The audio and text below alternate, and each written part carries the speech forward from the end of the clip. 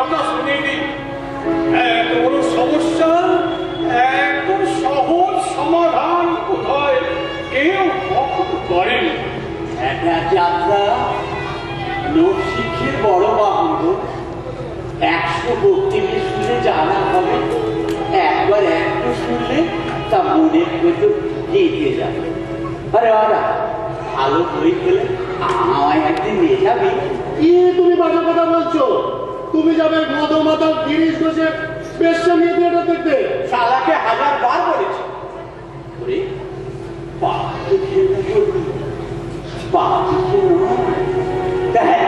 কি গান শুনে একটু একটু একটু গান শুনি, একটু গান গাও না, ওই গানটা গাও না, বেশ দরদ দিয়ে গাও।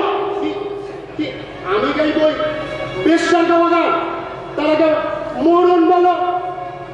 মামা, তুমি যদি কোনোদিন ওই থিয়েটার দেখতে চাও, তোমারই একদিন কি আমারই একদিন, এই কিন্তু আমি বলে গেলাম। দেখলে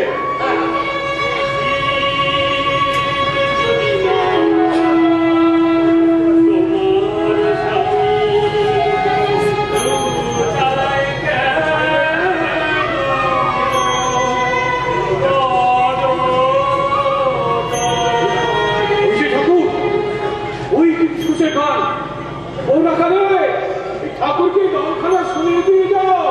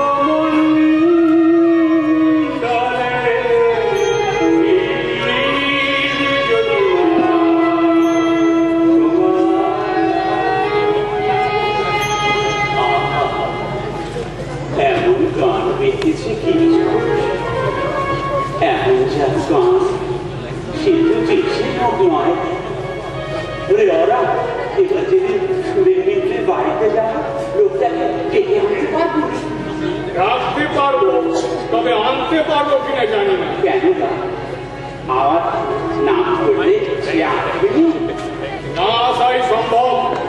লোকটা ঠাকুর দেবতা মানে না, তারপর মদ খেয়ে ভূত হয়ে পড়ে থাকে আর মুখে যা খুশি তাই বলে। সুরাপান করিলে আমি